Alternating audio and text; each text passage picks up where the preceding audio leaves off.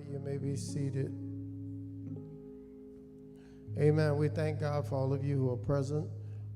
As we continue our study of the Old Testament, we know now that we're back in the book of 2 Kings. We're looking at the southern kingdom. We know that the northern kingdom has fallen, and they have been deported, and they have been placed in captivity, and we know they're going to be there and lost forever. Amen. But now we're looking at the southern kingdom down in Judah. We know there's two tribes still down there, Judah and Benjamin, and they didn't learn their lesson from the northern kingdom. They too are guilty of idol worship, turning their back on God. And now we're finishing up the story, so we're in the book of 2 Kings. I am encouraging you, if you have not done so yet, please invest in your very own study Bible. Let's get back to buying a Bible. On our trip, I went down a little early and I was studying the Bible where they served the food, and two people came to my table and they could not believe I was reading the Bible. Can you believe this? They were shocked and they said, "God bless you." I said, "All I'm doing is reading the Bible." But that's how rare it is to see somebody reading the Bible. So we've got to change that. That is a shame, isn't it? That we are not reading the Bible enough that people should be shocked to see us reading one. So let's purchase Bibles. Even I know it's on the phone, but there's nothing like your very own Bible to turn the pages. You can highlight, write your remarks in it. It's just something about having the Bible in your presence. So let's even purchase one for our children, teach our children. When we were younger, we had the children's Bible. So everybody always had a Bible to read. So let's encourage them to read the Bible so that they can know the stories of the Bible and understand the God that they serve. All right, so that's the purpose of our study. We're looking at a northern king, a pagan ruler by the name of Sennacherib. That's who we've been talking about, and he's now threatening Judah. He's threatening that southern kingdom. Now he's on the move. He's been taking kingdom after kingdom. Not all kingdoms belong to God. So he was on out with his large, massive army, taking kingdom after kingdom. And when he got down to Judah, he's planning on doing the same thing. Now remember, Hezekiah had been given tribute to him. That's the way they do it, to keep these people off their back. They'll give them tribute. But Hezekiah decided to stop doing that, right? I'm not going to give tribute to you. We're going to trust in God. So here comes Sennacherib to set them back straight, to conquer them and show them that they shouldn't have never made that decision. All right, so today we're going to look at part 3, which is the propaganda of Sennacherib. Who can explain what the word propaganda means? Go ahead, Brother Powell, speak loud. Propaganda is when you put out messages for a particular purpose, and you might bend the truth, or you might leave out other information so that you can persuade people to think a particular way. All right, now all of you have probably used propaganda, or propaganda has been used against you. Anybody ever heard of a school fight and they say, "See, after school, I'm gonna punch you in your head, and your eye ain't gonna never be right," and all this kind of stuff, right? That's propaganda. They're saying all these things to do what to you? Right, put fear in you, right? And so we've heard that, right? We've seen people do that. And so propaganda is used in wars, and messages are sent to try to scare the people, to intimidate the people before they even get there. All right, so we're going to see that being used by Sennacherib in 2 Kings chapter 18. King Hezekiah of Judah bought off the Assyrian invaders once. At one time he paid them, right? But it was only a matter of time before the enemy would come back for more. So they figure if I keep giving them tribute, eventually they're going to ask for what? more and more and more. The Assyrian spokesman knew that Hezekiah had failed to trust in God in the earlier crisis. So the Assyrians knew that they didn't trust their God, apparently, because he was giving tribute to us. So he used that very point to intimidate the people of Judah into surrendering. It was a terrible situation to face for them, but at least it led Hezekiah. We're going to see this situation is going to lead Hezekiah to completely surrender to God. How many of us can testify that sometimes trouble is good? How many of y'all, right? Sometimes we won't pray until we find what? Trouble, right? And I tell you this story often. My father had talked about one of the members who never came to church, but during Hurricane Katrina, he called my father and said, he's a prayer warrior at the church he's at. And my father, I couldn't get that person to come to church at all. Now he's a prayer warrior, right? Because he was in what? Trouble. Lost everything he had. Now it turned him back to God. So, but that's not a bad thing to do, my brothers and sisters. I want you to know that, because we find in the church, when people get in trouble, they turn away from God. And it may be your fault. You may be in trouble because of your own fault. But listen to me. I don't care how you got to the trouble. It's always a good idea to turn back to God. Did y'all hear what I just said? Even if it's your fault.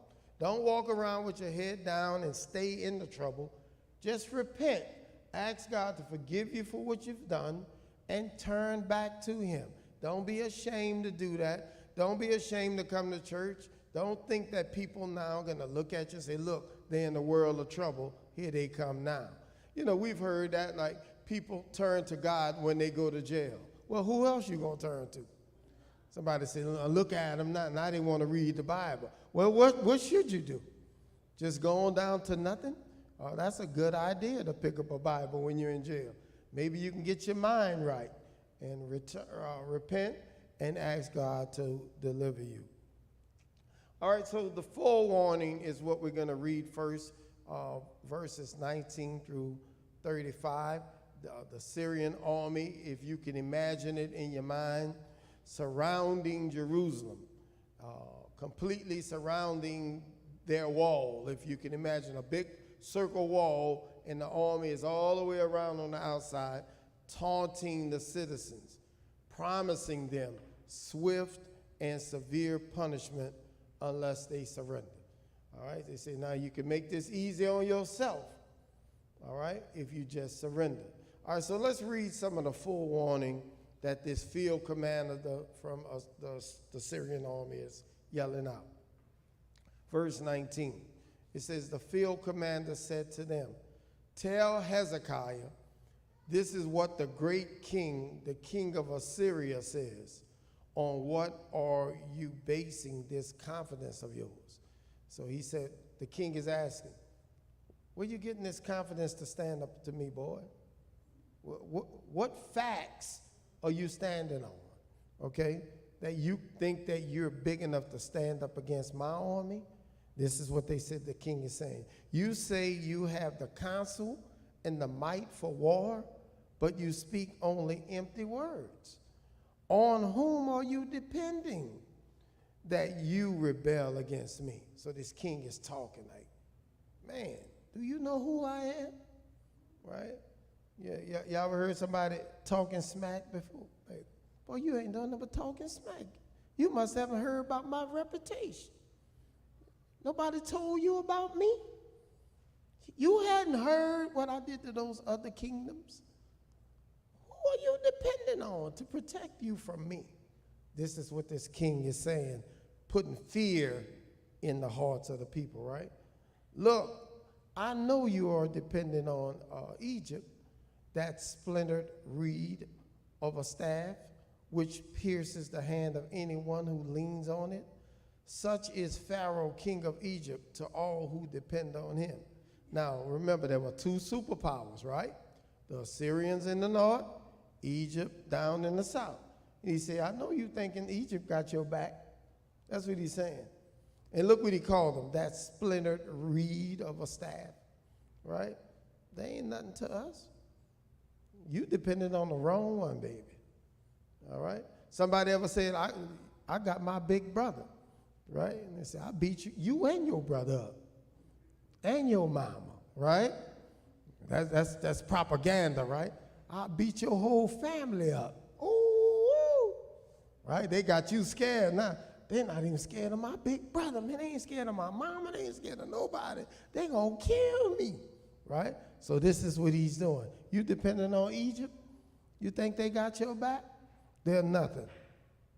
But if you say to me, we are dependent on the Lord our God, isn't he the one whose high places and altars Hezekiah removed, saying to Judah and Jerusalem, you must worship before this altar in Jerusalem? Where your God at?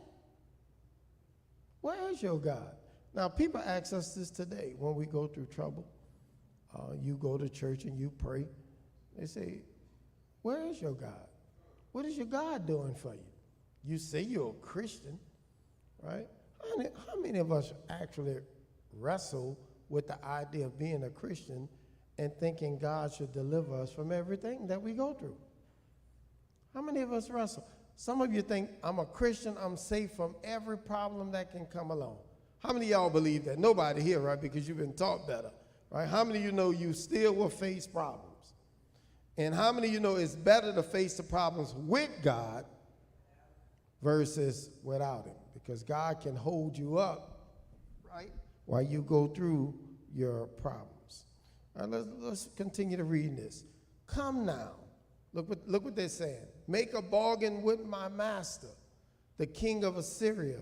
I will give you 2,000 horses if you can put riders on them. How can you repulse one officer of the least of my master's officials, even though you are dependent on Egypt for chariots and horsemen? Furthermore, have I come to attack and destroy this place without word from the Lord? The Lord himself told me to march against this country and destroy it. All right, now they're saying we even have God on our side. And that was a big thing with ancient militaries. They would always try to see if God was with them. They'd look for signs to tell them that God is with them. So any success they would have, they would say it was because of God. All right? God did this. Now, how many of you in here, if you won the lottery, would say God gave you the lottery to win? One person, right? All right, and that's not necessarily true, okay? Because we think that physical success, all things that we call good, ain't good. And it ain't from God, all right? Remember when Jesus was tempted, what was one of the temptations Satan offered to Jesus? The kingdoms of the world. He said, if you bow down and serve me, I'll give you the kingdoms of the world. Now, sister, you're not alone. All of us think our life would be better if we won the lottery. A lot of people in there are like, if I won the lottery, we start making deals with God. First thing I'm going to do, I'm going to pay my tithes. And I always tell the church, you ain't paying the tithes off the $20. Now, what makes you think you're going to pay it off $400 million, right? Okay, so tithe is a what? Heart matter, right? That's from the heart. And if you stingy with $20, right, you're going to be stingy with $400 million, okay, because it's in the heart. All right, so this man here, he's right though, sister. God is giving him the advance for his own purpose, but he's bragging as if he's doing this. All right, he's doing it. I'm doing this. People do that today. They get their degree, right? Then they start patting themselves on the back for their success. Even in our churches, we get a mega church, we start patting our what? Selves on the back. We start believing we brought ourselves to this point. Look what I've done when we purchase cars and houses. Look what I've done, right? We fail to give God the glory. Here this man is having success on the battlefield. He's having success, taking town after town after town, but God is using him for his own purpose, which is to spread his name throughout the entire world. So God is dictating what's happening. He's allowing things to happen so that his name will receive the glory. It's all about what God is doing. But this man is bragging about himself and what he can do. Then Eliakim, son of Hilkiah, and Shebna and Joah said to the field commander, please speak to your servants in Aramaic, since we understand it. Don't speak to us in Hebrew in the hearing of the people on the wall. So the leaders were saying, hey man, you messing up the mind of the people. Talk in a different language that we only understand so that the people won't get upset. Y'all hear what they're saying? Don't, you speaking, and all these people hearing what you saying, you talking down on our king and all that.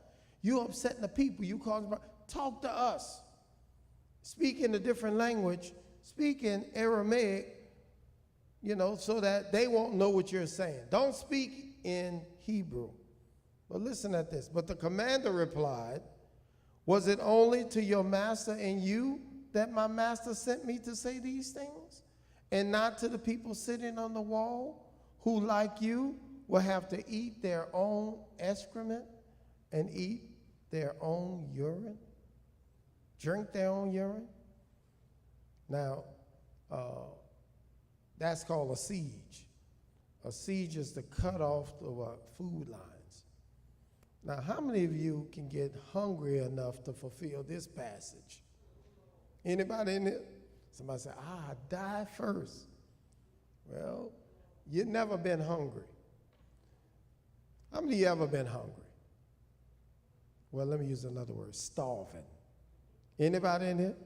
We say that word, don't we? We say, man, I'm starving. That's starving. That's starving. And they said, why we got to just speak to y'all? Let everybody hear it. Because all of y'all in the same boat. And those people are going to have to eat their own excrement and drink their own urine. Can y'all imagine that? Anybody ever seen an animal do that? No, I have. Anybody? Y'all ever seen a dog do that?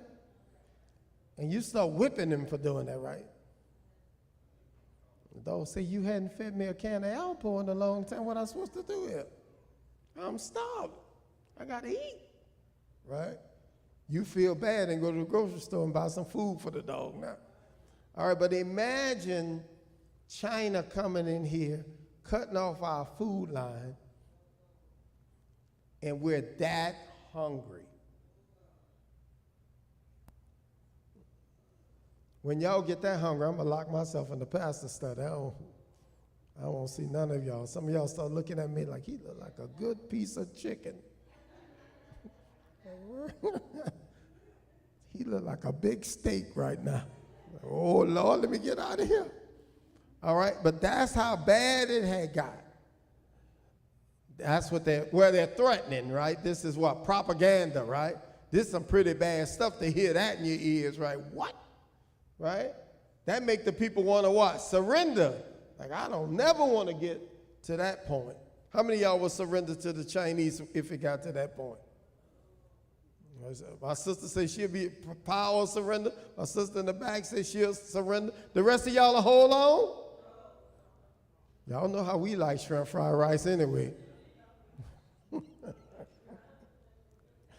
Give me some of that rice.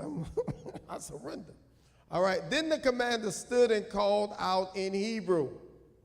Look, the man said, don't speak in Hebrew. You're upsetting the people. Speak in Aramaic. But the man said, no, let them hear it too. So he yelled out in Hebrew, hear the word of the great king, the king of Assyria.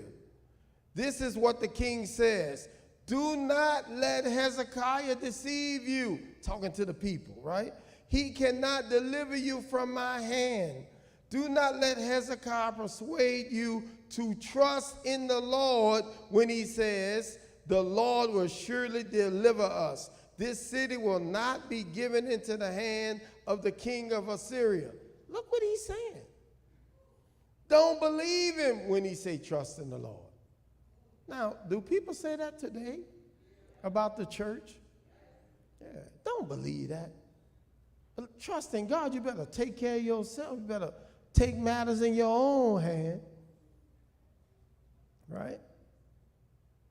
I was watching a movie last night, which was strangely a true movie. It's about an elderly white gentleman who fell upon some hard times and lost his job. Mule, yeah.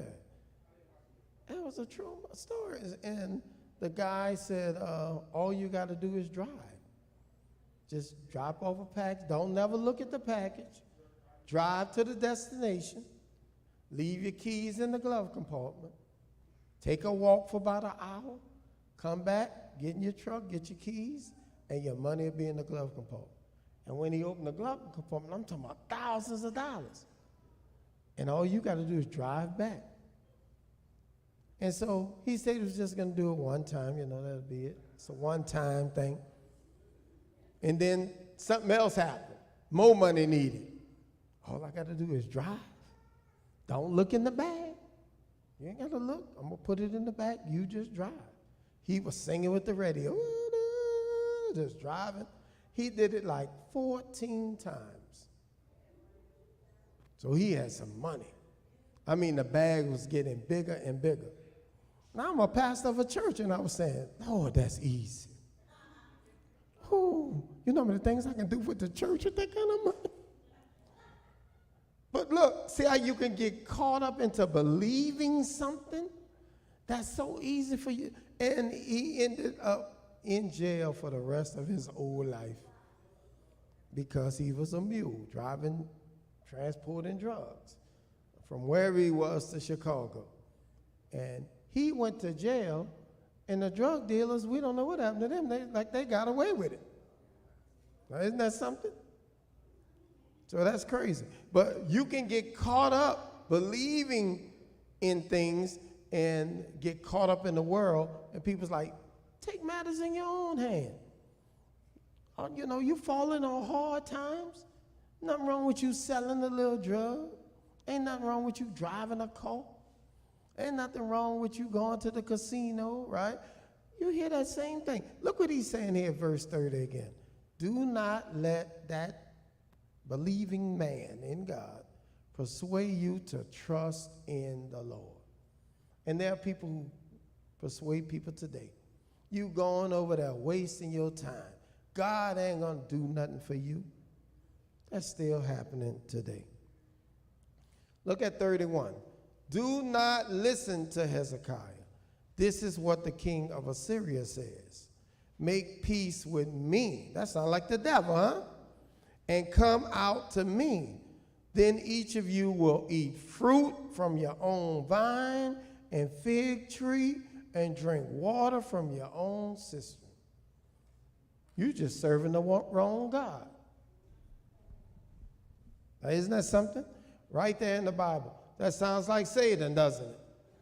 And it sounds good right now compared to a few verses back. Was talking about eating your excrement and drinking your urine. This sounds like a whole lot better, right? And they put that thought in your mind. Now, I need the adults to help me. Have you ever been in a financial situation where you thought you wasn't going to make it? Come on, how many of y'all can say, man, I ain't going to make it? And Satan start then, right? You need to do this, you need to do that. Drive you crazy, you can't sleep at night. But how many of you know you done been through that many times and you made it? Right? Now, but we never think back on all those times when we said we weren't going to make it and we made it. The next time one come up, there we go again. I ain't going to make it, I ain't going to make it. You made it the other 18 times God brought you through. Or 19, 20 times, right? God will supply your every what? Need. But There's Satan in your head or people in your head saying, don't believe that Bible. Don't believe that promise by God. You ain't going to make it for real this time. This the one right here. This one impossible to overcome. So he's telling them, look, come to me. I got your back. I'm going to take good care of you. Until I come and take you to a land like your own. Now he's telling them, I'm going to take you from this land, but I'm going to take you to a land like your own. A land of grain and what? New wine, that's grapes, right? A land of bread and vineyards, a land of olive trees and honey. I'm taking you to Walmart. Come on, go with me. Right? Choose life, they're saying to these people, and not death. Do not listen to Hezekiah, for he is misleading you when he says, the Lord will deliver you. Now, how many of you struggling? The Lord will what? Deliver. How many of y'all believe that now? Come on. How many of y'all seen it happen? He will make a way somehow. We sing all these songs to encourage each other. The Lord will make a way somehow, right? We sing that to each other to encourage you to hold on. And life as a Christian is about living in the trust of the Lord. Somebody say, Pastor, one reason I want the lottery, so I won't have to worry about that. But that's not going to take worry away. How many rich people are worried today? Strangely, huh? We say they crazy. Why y'all worried all that money you got? But life is just that way. There's a struggle somehow, somewhere. All right? Always. I don't care how much money you have in the bank. There's always something to keep you stressed out if you don't have the Lord. Look at 33. Has the God of any nation ever delivered his land from the hand of the king of Assyria? Now he's saying, you trusted in your God. What about all these other people in their God? They trusted their God too. Look what happened. I whipped them. I came in there and slapped them side their head. Took everything from them. Did their God protect them? Why you think your God gonna protect you? This is the same thing we hear. All right? Where are the gods of Hamat? They had a God. Where they at now? And Arpad. Where they gods at? Where are the gods of Sepharvaim? I need a Powell to pronounce that one, right? Hena and Ava. Where they gods at? What happened to their gods? They believed in God too. We went in there and took them. All right? Have they rescued Samaria from my hand? I went in there because I'm the man. Now look where he's going with it. He's not seeing that God is allowing this. He's not seeing that God is giving him these victories for his own purpose. He's feeling himself right now. I'm doing this. And the more people you whip, the better you think you are in school. Until you meet your match, right? Anybody ever saw somebody meet their match? Right? We say they're gonna talk flip to the wrong person. Right? Y'all ever seen that fight? That was the good one, right? That's the one everybody remember. Remember he got whipped that day? We had a young man in our school. His nickname was Raul. That name sounds tough. Like, man, don't mess with Raul, man. He was big too. He was big like a man in high school. Raul. And my cousin, we called him Willoughby. They were the two craziest people in school. And we had a party at the house. Mama allowed us to bring our friends over, and we had everybody over there, Brandon. I mean, we was gonna be popular because everybody was there. Everybody. So we couldn't wait till Monday, like, man, your party was, you know. But Raul and Willoughby showed up. And they're the two baddest people in the community. And they got into it right in the front yard. And Mama went out there and she said, stop it. Stop. And I'm like, Mama must not know who that is. I know she know Willoughby, but she don't know Raul. Mama, check out. Mama said, I'm going to tell y'all one more time. Stop. And they didn't stop. And a side of my mama I never knew came out, and she beat Raul and Willoughby. Had both of them crying. I was like, Lord, this is going to be the talk of the party. Forget the music. Forget all the people who came and all the girls and all the young men. Everybody going to be talking about how my mama whipped Raul and Willoughby. Had them both crying. And called their mamas. And their mama say, beat them some more. Met they match. And it was my mama. I would have never guessed it. All right? So hear this man talking all this smack. Y'all hear him? Your God ain't gonna do nothing, just like those other gods didn't do nothing. Ain't nobody scared of your God. Those other people thought their gods was powerful. But what happened to them? Look at 35. Who of all the gods of these countries has been able to save his land from me? How then can the Lord deliver Jerusalem from my hand? Now, the mistake he made is, it was a battle between the Assyrians and Judah. Now he done made the thing personal. Now it's between him and who? God. God said, wait a minute now, boy, you talking to me? Y'all ever had a fight with two brothers? You ever seen two brothers fight? Two brothers may be going at it and they got their reason. And people tell you, don't take a side because blood is what? Don't get into it. Right? And so this is what happened. God and his people, God has said, wait a minute now, I'm punishing my people. You ain't doing nothing. I'm allowing this. Who you think you are? Now you big and bad enough to talk smack against me? Oh, you more powerful than me? You talking about those false gods? Those people were worshiping? I'm the real deal. Y'all with me? All right, let's look at the fear now. Did the propaganda work? Fear.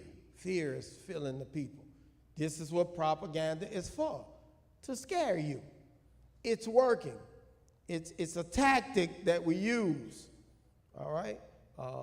Like I said, the United States do it.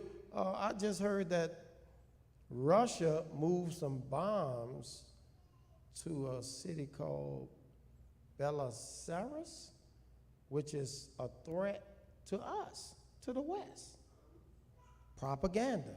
Roll their trucks over to this city. West, if y'all get involved anymore in this battle between, who they fighting? Ukraine. We got these bombs sitting here. What is that called? Propaganda. Because they definitely do not want to go there. They don't. They do not want to shoot one of those bombs toward the West because then the whole world going to go crazy on them. But if it can put enough fear in us to make us back down, it works. Let's look at this. The fear. But the people remain what? What y'all see? Silent and said nothing in reply.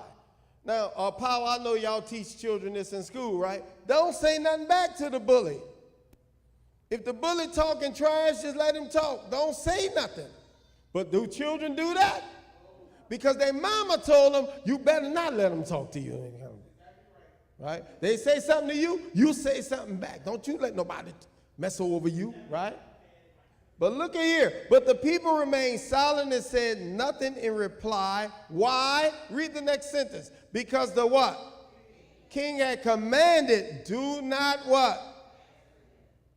Don't say nothing back. Just be quiet. Let them talk all of that talk they want to talk. Don't you dare say nothing back. Because when you start talking back and forth, what happens? It escalates, right? Y'all know that. Okay? even within our Christendom, sometimes it's best that we just shut up. Right? Even at home with our spouses. How many of you know it's good just one of us got to shut up? Hello? If we don't shut up, then furniture start moving. All kinds of stuff start happening, right? All because we keep yapping. And the more you yap, what happens? So the king told him, listen now, y'all gonna have to stay cool. We behind the wall, they on the outside of the wall, they gonna say all kinds of stuff to you. Y'all remember when Jesus was on the cross? They were saying all kinds of things to him. Did he say something back? He didn't say a mumbling word. All right, look at this. Then Eliakim, son of Hilkiah, the palace administrator, Shebna, the secretary, and Joab, son of Asaph, the recorder, went to Hezekiah with their clothes torn. All right, Brother Powell, explain what that means. Why did they tear their clothes? Right, that's their way. So when y'all watch a movie, when they get upset, they rip their clothes, okay? And their heart, that represents how they're feeling, all right? Now, don't any of y'all saw, in the Bible, it told me to rip my clothes when I get upset. All right, don't rip your little rags up now, all right? But that's the way they express themselves in the ancient world. So they tore their clothes and told him what the field commander had said, because what the man was saying was getting to him, all right? They were commanded not to say nothing back to him, but it was getting to him. Has anybody ever said something to you that got to you? Anybody had to go take a walk, take a ride, take a leave?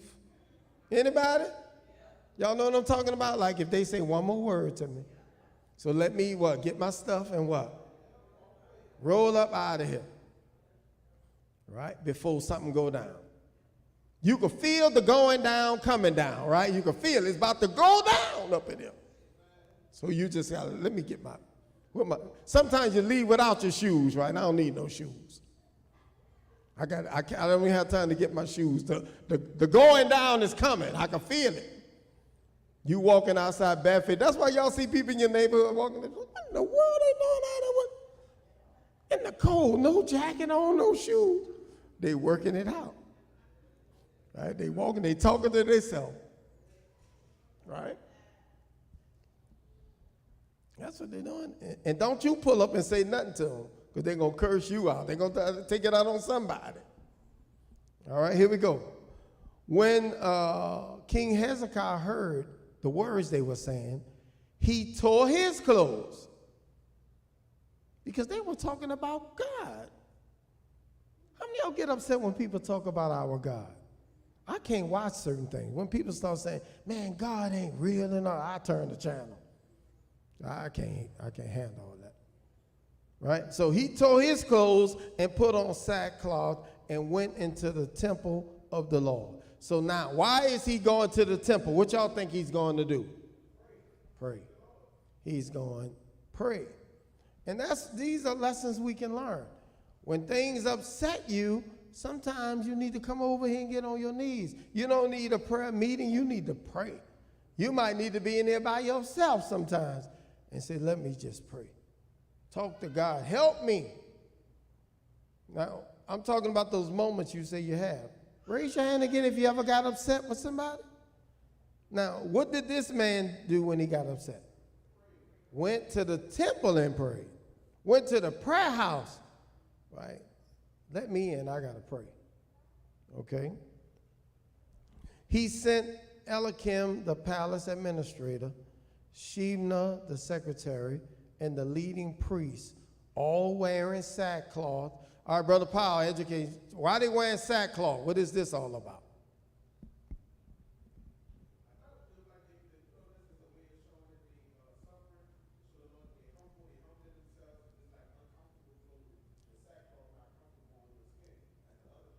Right. They were throwing these clothes or sackcloth, sometimes with ashes all over them. That's how they're feeling and expressing themselves, and they're humbling themselves before the Lord. So when you read this stuff, this is their way of expressing it. So when you watch movies and you see people doing these things, don't call them crazy. This is their custom. What do we do when we go to pray? What's some of our, we get on our knees, right? Some of us lay on the floor. Anybody ever laid on the floor and talked to the Lord? Like getting on my knees ain't low enough. Y'all ever, like, Lord, I stretch out, right? Anybody lift their hands? Anybody shed some tears? Anybody talk loud when they, right? So we have our way of what? Expressing how we're feeling. They will put these sackcloth on them to the prophet Isaiah, son of Amos. So they're going to the prophet. The king went to the temple to pray. The administration said, let's go see what the preacher says. Y'all with me? So I agree with both of them. One of them said, I'm going to go pray. The other group said, we're going to go check out the man of God, Isaiah, who was a prophet at the time. And when we finish this, we're going to go read the book of Isaiah to see what things he was telling them along the way. All right? Okay, look at it. They told him, this is what Hezekiah says. This day is a day of distress and rebuke and disgrace, as when children come to the moment of birth and there is no strength to deliver them. Anybody, when delivering children, sometimes the delivery process can be hard, and the doctors are concerned about the stress on the baby. Y'all ever heard of these things? It's right here in the Bible. So this is how the people were feeling. They were feeling distressed, like that baby trying to come out the womb and can't get out. So that's, y'all can imagine that? Right? So death is near when that happens, and doctors are concerned, right? We got to move fast. We got to get this baby out, or the baby will die in the process. Y'all with me? So this is how the people are feeling. Hezekiah says, all right, it may be that the Lord your God will hear all the words of the field commander whom his master, the king of Assyria, has sent to ridicule the living God, and that he will rebuke him for the words the Lord your God has heard. Therefore, pray for the remnant that still survives. Okay, and he's saying God heard those words that those people yelled to us. And in respect for God, let me teach you something here. In respect for God, he's saying God may allow it. God may allow this to happen. Now, how many of y'all look at the world and say, Lord, why are you letting these people talk about you like that? How many of y'all get mad at the decadence parade and say, Lord, why you don't strike them with lightning or something, right? Get their minds right. Why you allow this? God allows certain things to happen, but it's all going to work out for his glory. Go ahead, Paul. You got to talk. I said we always ask God why he allow other people to do the wrong thing, but we'll never ask him why you allow me to do the wrong thing. See, you a real preacher now. You're being messy. See, we was doing Bible class good. Now you don't stop being messy. We was learning about the other people. Now you done made it about us. See, that's a good statement though. But that's true about us, right? We want God to step quick on other people, right? We want him to get them. But when it comes to us, we want him to be patient, right? Lord, be patient with me. Give me more time. Give me a second chance. But strike them down now. Okay? So Hezekiah is saying, listen, God is God all by himself. And God does what he wants. He's sovereign. And we've got to allow God to be God. But pray. Now, don't give up, y'all. Look, don't never give up on a loved one who's sick until God call them home. Don't make up your mind and say, well, it must be God's will, let it go. No, keep on what? Praying. Keep on praying. Keep on praying. Keep on praying. And you've got to get to the point to say, Lord, whatever your will is. Okay? And you got to, there's situations, there's nothing you can do about it.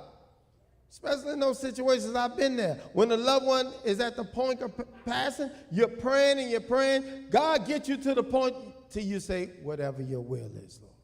We're going to have to accept whatever you choose. And God makes his choice. Either he raise them back up or he take them home. All right? When the field commander heard that the king of Assyria had left Lachish, now look at the Lord moving here. He withdrew and found the king fighting against Libnah. Now he's around Jerusalem talking all that smack. The rest of the military of that nation getting into it with other people and getting in trouble, and now they need their help. So God can work things out differently than you think. They didn't know how God was going to work it out. But God worked it out where they were in trouble somewhere else, and they were summoned that we need y'all to help us fight over here. We'll get back to Jerusalem what? Later.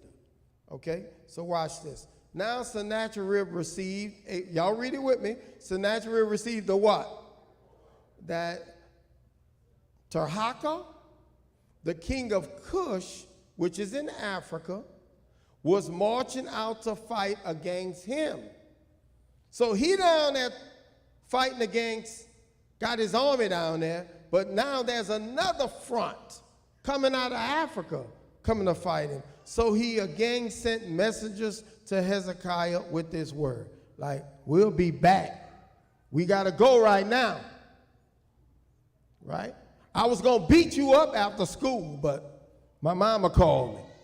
You lucky, but I'm going to get you tomorrow. Y'all understand what's happening here? I can't get you right now.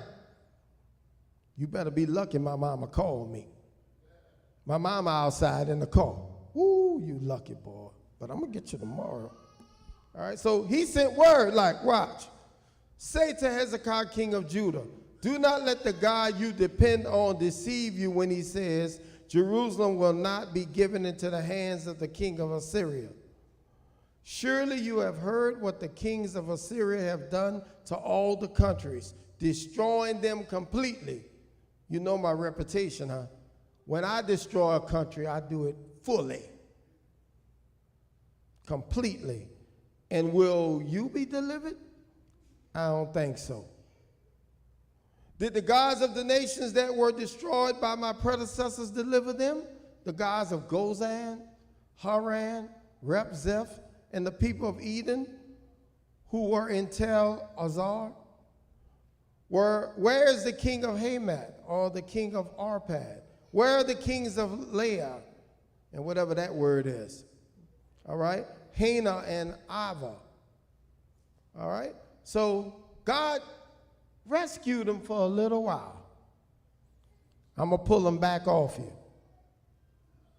I'm going to pull them back off you.